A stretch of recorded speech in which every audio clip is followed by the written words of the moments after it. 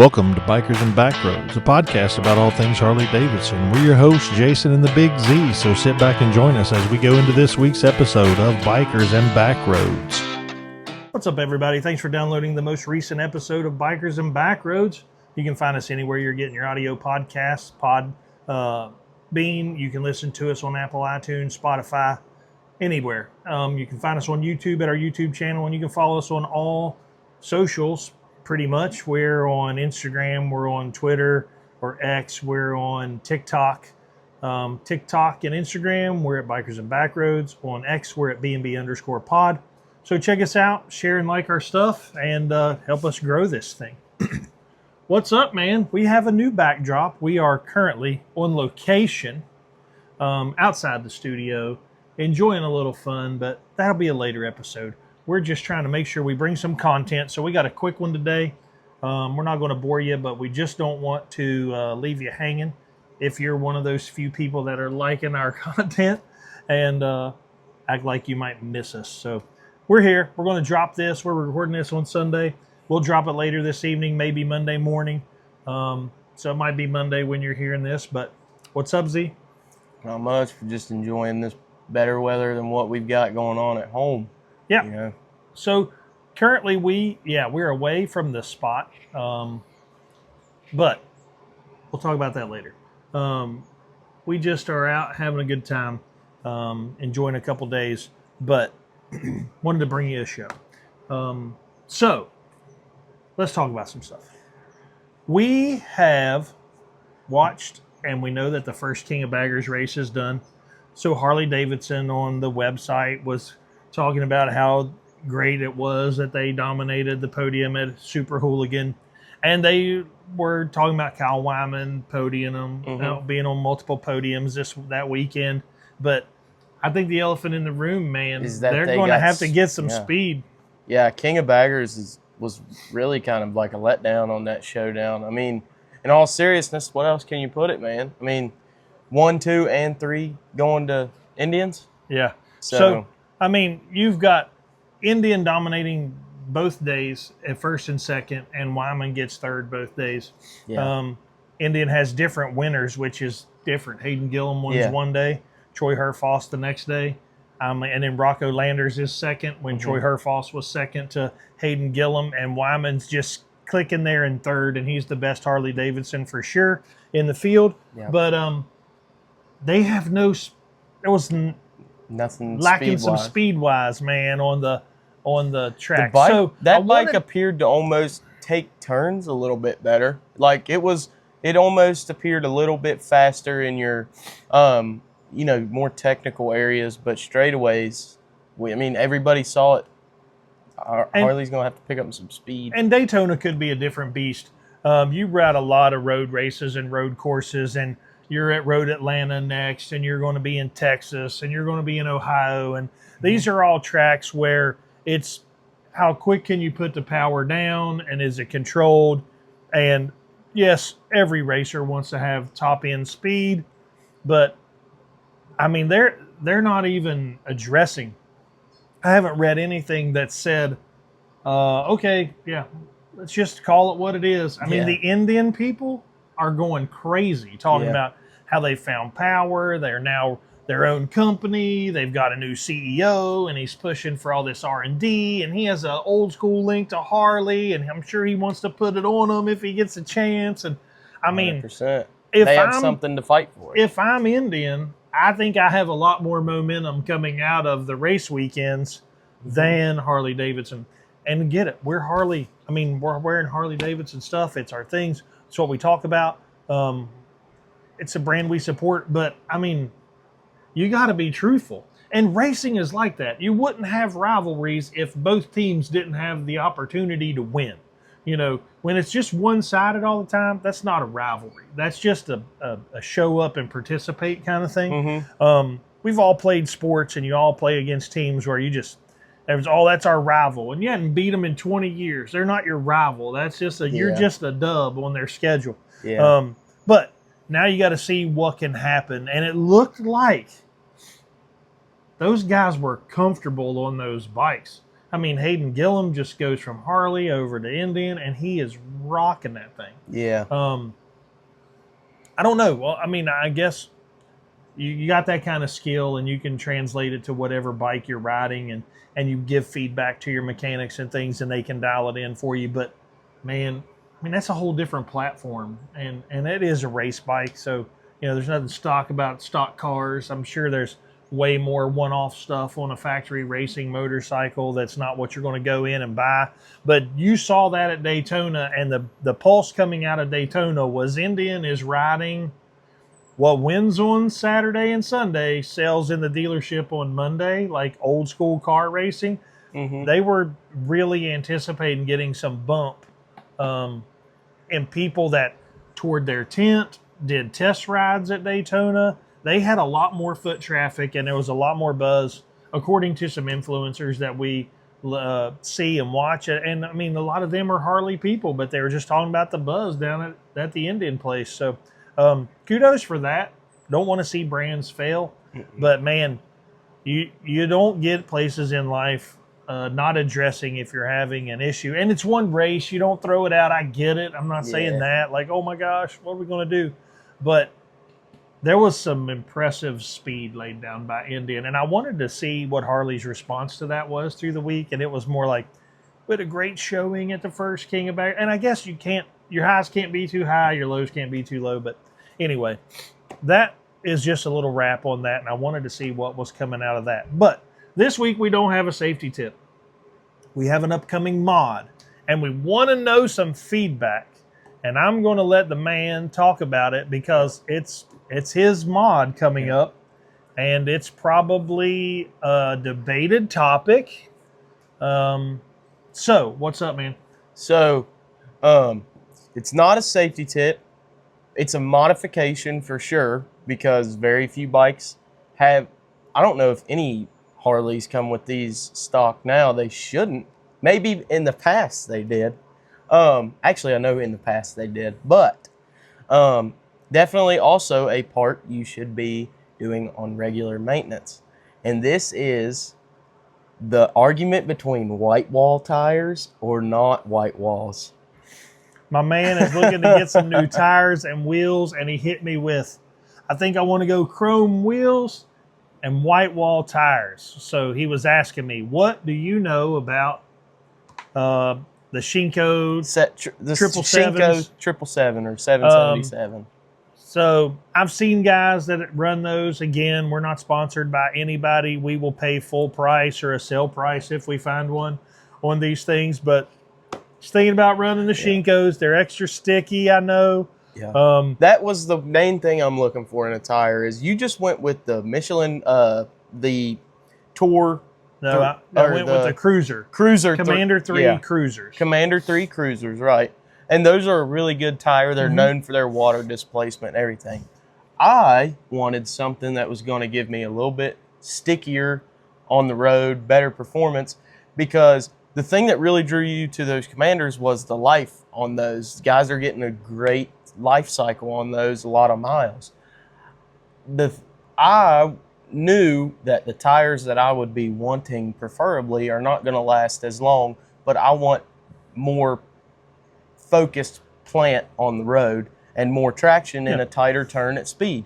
And from what I was reading online, the little bit I've been reading online about those Shinko, the 777s, is that one, they're one of the only sportier tires that are offered in a white wall, and two, they are very sticky. I actually found on a chat room or something, it was guys talking back and forth, and they were going, somebody asked the same question I had, which was the Commander 3 over the Shinko 777s. And it was a guy who was like, his username was like Harley Mechanic something. He was like, the Commander's going to give you better longevity. The Shinko's going to give you a little bit more traction.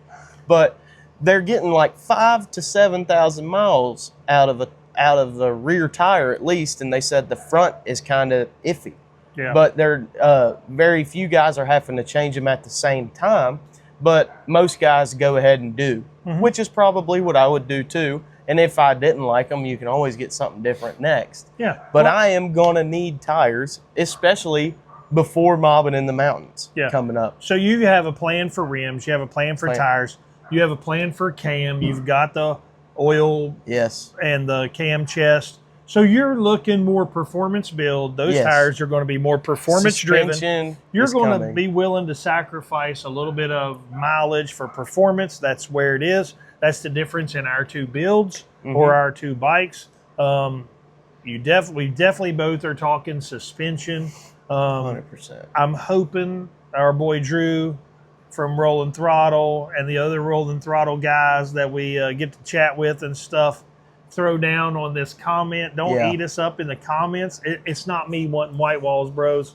Don't throw me under the bus. They say friends don't let friends ride white walls, but I mean, what the look he's going for, it's going to be all him. He's clubbing it out. That's the look he wants to go for. We all know he'll get it done. It'll sit in the garage and he'll buy another bike. But that's the plan. My bike, we're dialing up, getting ready for bars and risers and definitely rear suspension for sure. But I'm more a comfort, reliability. He's a performance. Black on chrome on white walls, man. But I mean, at the same time, he runs a Thunder Max right now, and it's a 96 cubic inch. It's got custom air breather. It's got exhaust, so it's running what it's supposed to be. But yours is a 96, mine's a 103, and now that my pipe has been changed, and that's all I did to mine, my 103 is a little bit peppier. It runs. I'm not needing all that crazy help. I mean, that's not how I ride a bunch. Yeah. But we do kind of get after it and ride. But the thing is, 103 does me fine. If I did an air cleaner and put a tuner on it, I probably wouldn't be looking to. I probably am not looking to do cams until I get some type of failure in my motor or something like that. But this is a great example of why this was something we wanted to talk about. Was just the past weekend we got to take the bikes out, and we were riding a road that both of us know fairly well. It's not far from our house, and it's a great ride for if you get just a short amount of time. And I was having a good time, found a couple lines, and when we pulled into the garage, I looked at Dad and I said, I am 100% going to have to do tires and suspension before too long, because I felt like I was kind of hitting my limits with what I'm working with. Is there somebody out there that could ride my setup harder? 100%. Yeah. It's your confidence level, though. You know you need tires. I know I need tires. The tire date is out on your tires. Yeah. Your tires, the Harley shop is like, man, these are even kind of mismatched. We wouldn't recommend going back to this setting. Somebody's put the same brands on, but it's not the same. They kind of are opposite tread wear, and it was what somebody had and they put on it and fine. But that being said, I don't think you're sounding like you're bragging on your riding ability. It's just like, I'm not. I went into a turn and I had a little bit of back wheel let go, and I went into the same turn and I had nothing. And I'm still replacing my tires. We're just waiting to get them mounted and put on. Got a few things coming down the pipe the next couple of weeks, and hopefully we can get those things mounted and put on. Change some brake pads. Do some stuff like that. And I'm not saying that was the tires or the suspension's fault. If I had, because I did feel a little bit of rear wiggle. Both need addressed. Both need addressed. According to what you're wanting your bike to do. And listen, it's an adult Lego. It's a Harley-Davidson. You buy it, and the first thing you do is think about 10 things you're going to change on it. Yeah. This is the perfect bike. I'm going to change 10 things. Yeah. Right? It's okay. It's what guys do. It's why women have 4 throw pillows on the bed you're not allowed to use, and curtains and blinds are big, and pictures hanging on the wall. I mean, a single guy's apartment looks a whole lot different than the house you live in, married and raising your families. And there's a lot of things you just have that, listen, as a guy, you don't know why you need that stuff. You don't need matching dish towels hanging on your oven door that accents your kitchen walls. But that's the that's the thought process. You get a house, you want to make it your own. You get a motorcycle, you want to make it your own. You get a truck, you want to make it your own. Yeah. Women will drive a stock car, buy the car off the lot, and not want to do anything to it, and can't understand why guys want to. But the fact is, it's yours. Make it what you want. Mm-hmm. And the thing about it is, I would say 90%, 95% at least of guys that go and buy a brand new motorcycle or a used, new to them, whatever, you've already got parts picked out and in a shopping cart before you've bought the bike, especially if you're anything like me.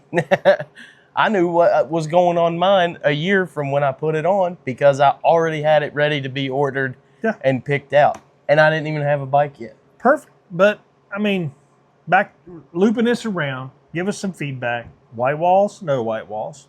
If you have any input on the Shinkos, give him some input on the Shinkos. Yeah, really leaning towards those. He's got an idea of some chrome wheels. He wants to stay stock size. Yeah. I think like regular Dyna sizes. We've got any good hookup deals on some rims, or where you've bought rims in the past, or people that take care of you? If there's a place to do rim and tire packages, we're good. We'll take all the feedback because he's talking to a couple people, but I mean, we're not here just to provide info. We're here to gather info, share it.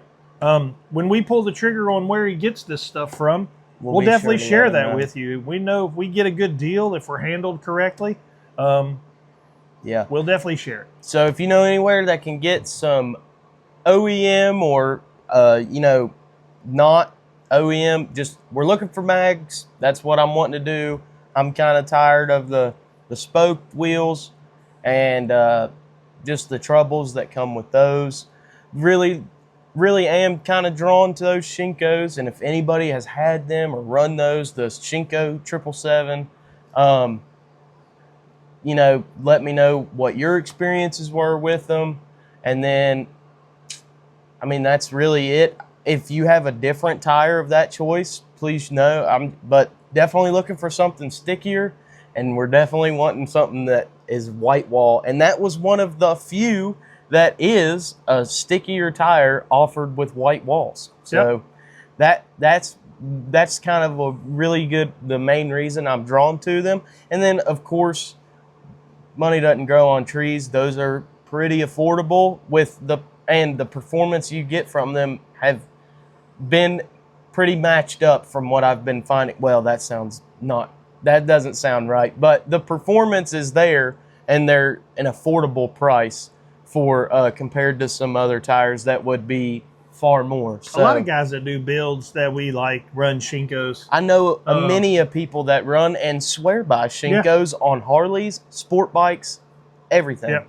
We just have no history of using them. Yeah, we've never run them. Give us some feedback. We'd love to have it. In dirt bikes world, we were Michelin and Dunlop. Yeah. I mean, I went back to Michelin's on my bike. There's Michelin's on it right now. But we've run Dunlop. And I mean, I don't know that Dunlop offers a white wall option. I haven't found it yet. Yep. Maybe I haven't looked hard enough, but I just haven't found. That's what my bike has on it now, Dunlops, and I'm going to be honest, I never had a problem out of them. Yeah. I've really enjoyed them. I've felt they've gotten a lot of life out of them, and that the front tire was not very worn, but not new. When I bought my bike used, the rear tire was brand new, and it looks like the rear tire has been replaced, and you're on a double cycle of the front. Yeah, it just looks like regular wear. Yeah, but it looks like somebody had the rear tire didn't hold up, and the front tire was good enough to keep. So you've had that bike now 4 or 5 years. It's a 2007. Yeah. It could have been on the second set of tires of its life, or third, who knows. But, I mean, that bike's got some years on it. Nothing wrong with it.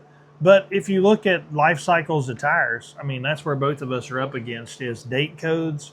I just want to make sure that, I guess if you're going to do a safety tip, and like you said earlier, we were discussing a little pre-production meeting, things to talk about is we're getting to a point where our safety codes, our safety tips are starting to just be repetitive, but it's getting really safety hard. has to be repetitive. Yeah. So walk outside, take a picture of your tires on your bike, there's going to be a date code on there. Recommendations are if your date code's 5 years old, you need new tires. Yeah. When you buy new tires, make sure the date code is going to give you 5 years to ride that. We just bought batteries for our boat. Mm-hmm.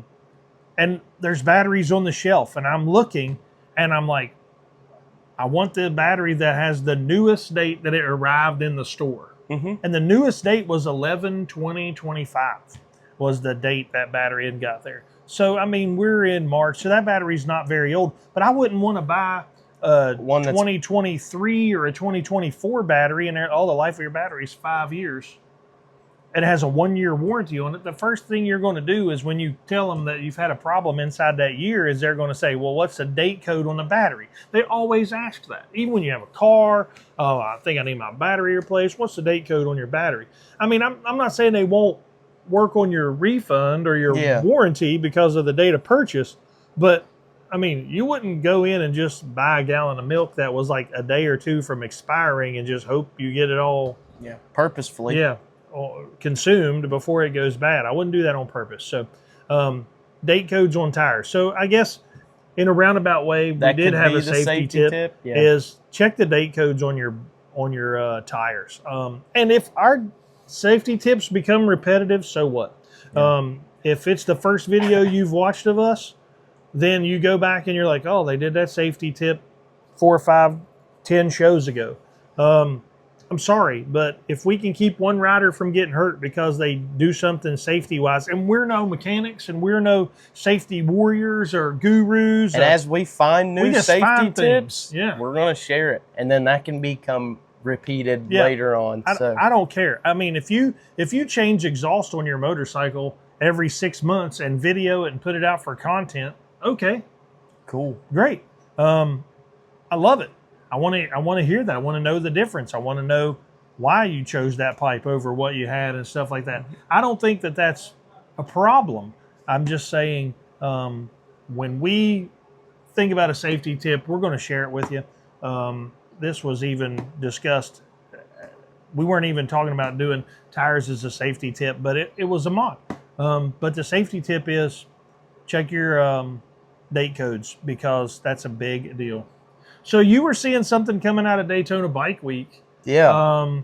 And something happening in Florida, and I know we're in West Virginia, so we're pretty isolated and insulated from a lot of other things that the world is doing. But go ahead and talk about this. Well, I'll go ahead and shout him out. If you saw Rolling Throttles, reels he was posting on Instagram. Oh, big It was of not going to get that in mobbing. No, not going to get that in mobbing. Loved it. But there was reports, and people were getting pulled over down here from simple revving and not even sitting there obnoxious. Yeah, not obnoxious revving. There were guys getting pulled over and cited for noise pollution and things of that nature. For some guys you'll hear it as you roll through a turn, they'll be on the clutch and feathering the throttle coming out of a stop or something when you're sitting at a stop sign, a stoplight, whatever. In the city limits and things. Well, Florida has just passed a new bill that is targeting cars with excessively loud exhausts.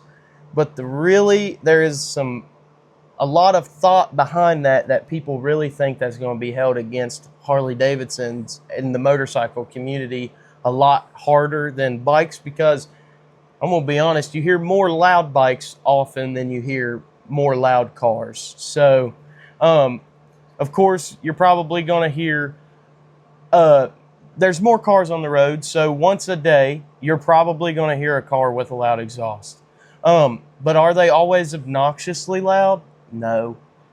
But say you see a group of 5 or 10 bikes rolling together, odds are at least 4 of them are going to have an aftermarket exhaust, and then one of them at least is going to be probably obnoxiously loud.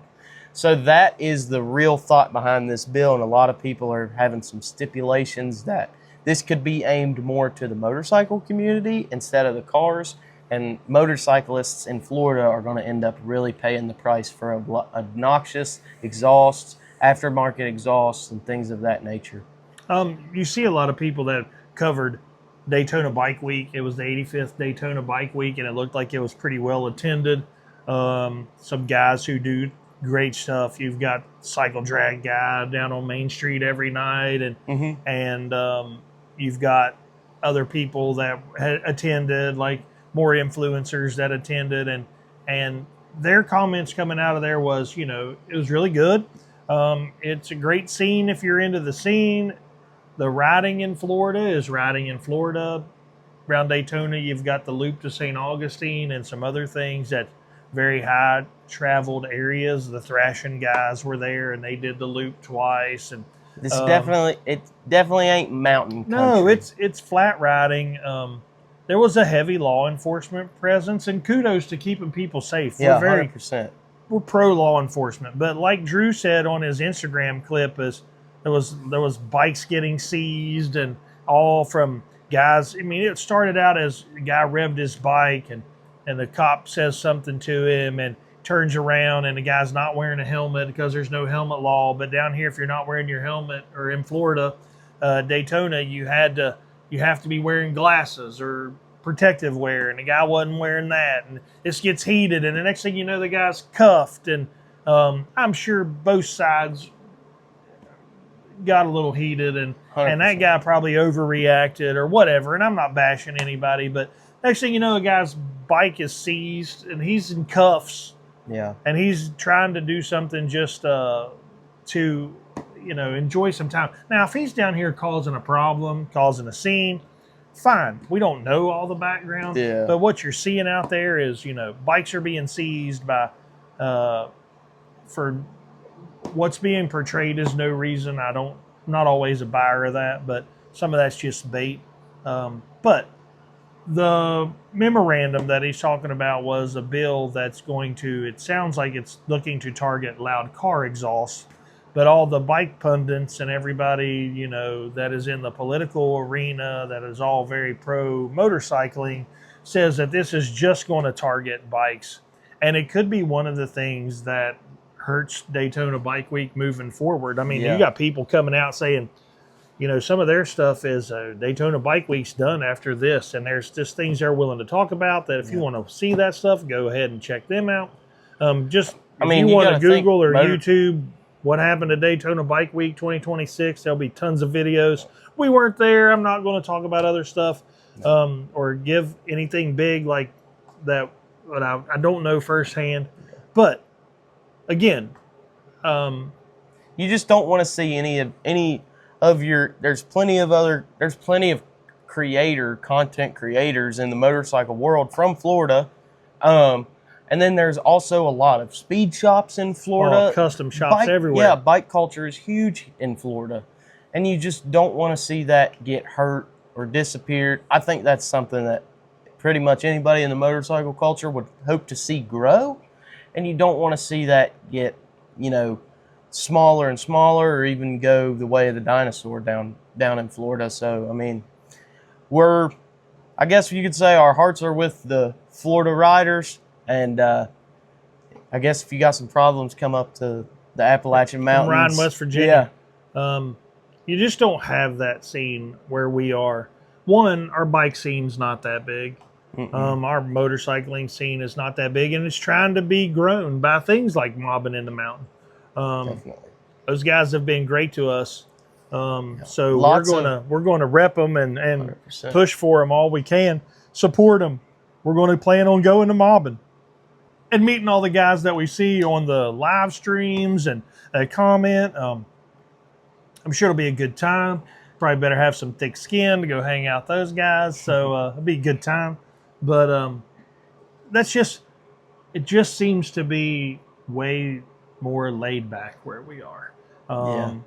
Bike culture in West Virginia is definitely prevalent. Like, there are a lot of motorcycles in West Virginia, really. Maybe not per capita as much as other states and other areas, but it's the culture around it. The most culture you're going to see around where we're from is going to be at the Harley shop. That's just the truth. That's where you're going to see guys. There's no other big shops or there's big no places. There's no huge shop. There are some shops that do some custom work. And we're not putting that down at all. I mean, you see some shops, but it's and guys that take care of guys who have shops that take care of riders. It's just like a volume, large, the biggest place for the collection of people you see are at dealerships. We've ran into a lot of our friends at dealerships. Friends that we've made outside of motorcycling, you see at a motorcycle dealership. Yeah. So that's just where a lot of it comes from in our state. So yeah, the speed shops and stuff in other states have a lot bigger following, and they have a lot larger clientele than where we are. But a lot more demand. That doesn't mean it's not coming. No. I mean, we know some people that are talking about putting shops in, and that's their passion and things. So we just want to help that grow, support that, help motorcycle culture in West Virginia grow.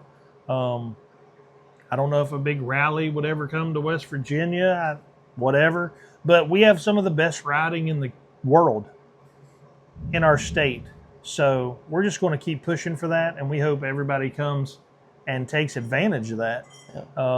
We welcome you to come ride in West Virginia and run your loud pipes and all that stuff. So 100%. Because ours ain't quiet. Definitely not. Bikes are not quiet. The Swicky don't make that 103 quiet anymore. So that's good. But I think we're racing a storm right now in this undisclosed Area 51 that we're at. So I got one last question for you, and it's going to be the one question segment. Put your answers in the comments. And my question is, after traveling many areas, living in West Virginia as we do now, where we get the full extent of all 4 seasons, would you rather live somewhere, and I'm not saying like leave West Virginia or anything like that, just would you prefer as a rider to live somewhere that you got like sunny and 75 every day, nice cool roads, or in the area that we live in where we get the full extent of all 4 seasons, there's going to be weeks or months that go that riding is going to be a lot harder, but you have better roads, better riding, and just a lot more of exploration that can be done on your bike? The selfish side of me wants to never have to wear anything heavier than jeans and a sweatshirt. So my temperature range would be perfect if we never...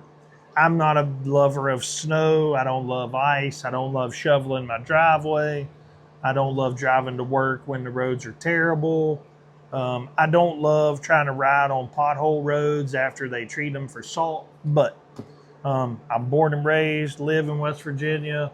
Would I think about retiring somewhere? Yes. But it would be where the temperatures are mild, like 50s to 85. My wife is not the lover of all things hot. She loves the 4 seasons. So it would take some rather tempting things for her to up and relocate. It would have to include living on water.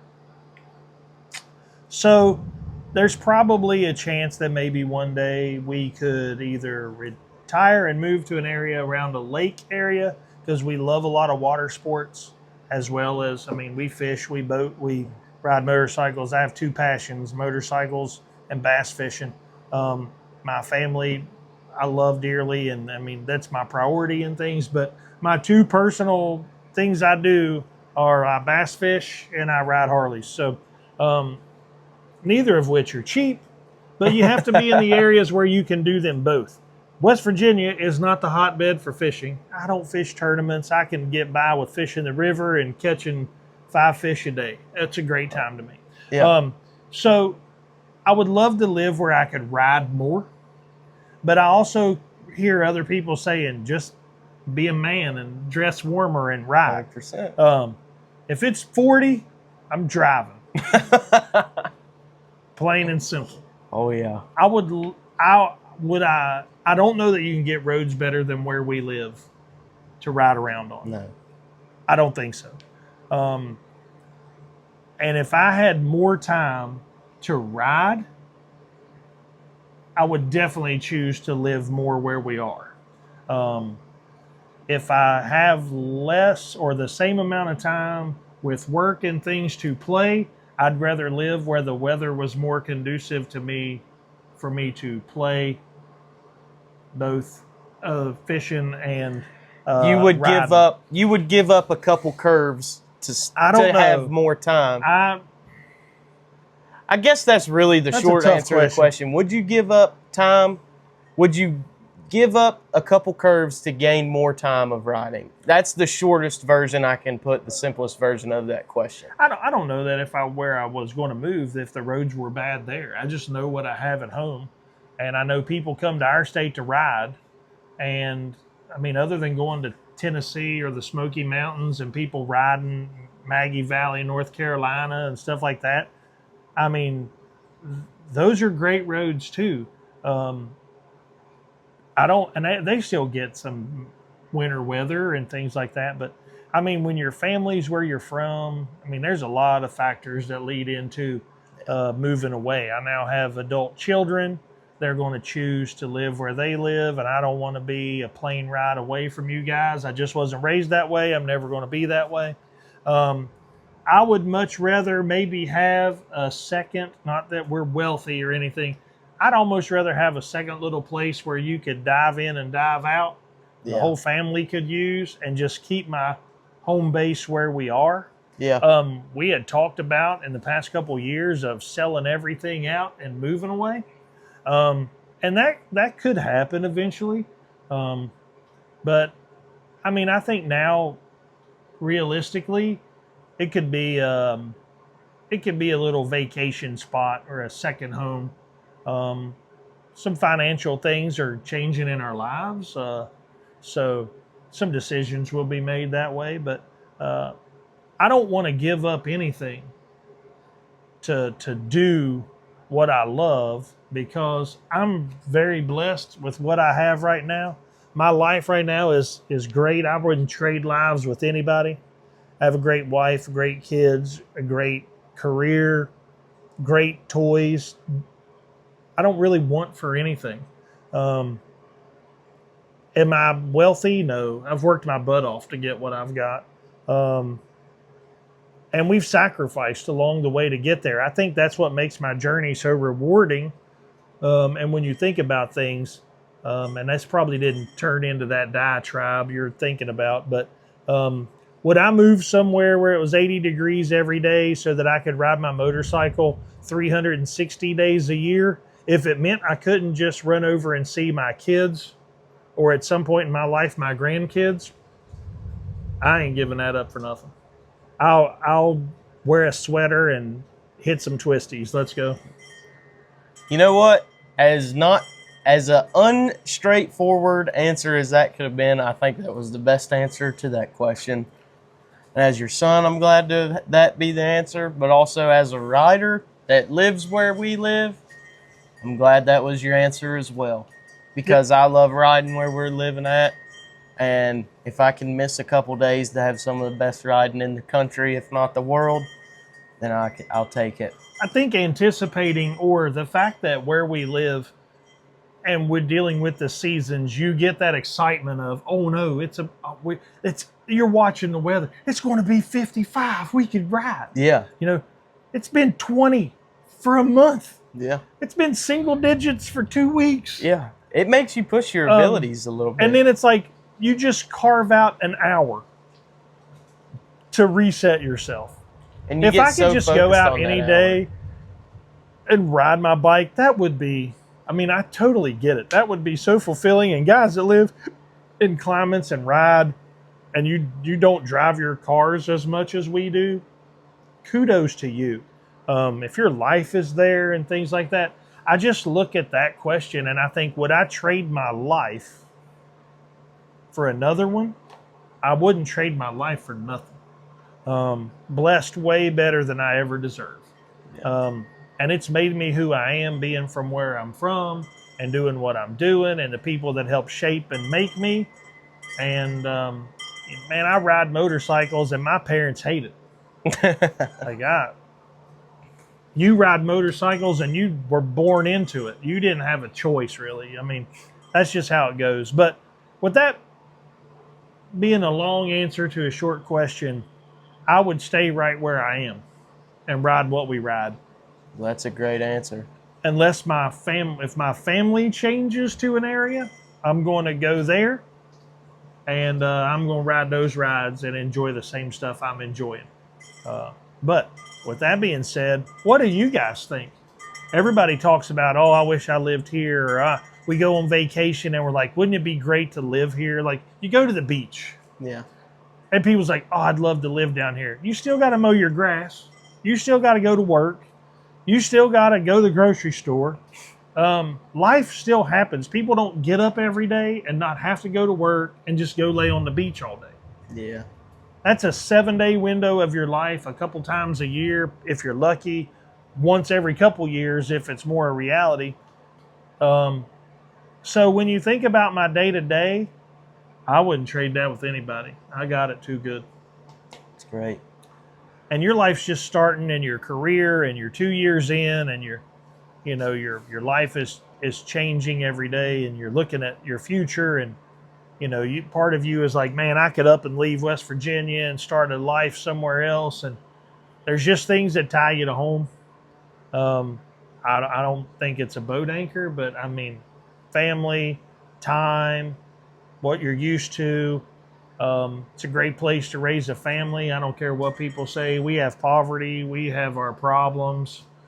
But, I mean, we're a solid, proud, middle-class state, blue collar at our foundations. Blue collar allowed me to chase my career. Mm-hmm. And right now I'm not blue collar. Yeah. But it was on the back of blue collar that I got there. My career services blue collar. Yeah, and your career made me go blue collar. So it was awesome. But that being said, I thought we would be a little bit shorter than this. We just kind of got rambling. But we are about to get dumped on at a significant storm. So get us out of here. Yeah, that's all for today's episode, guys. Thanks for watching. Thanks for tuning in.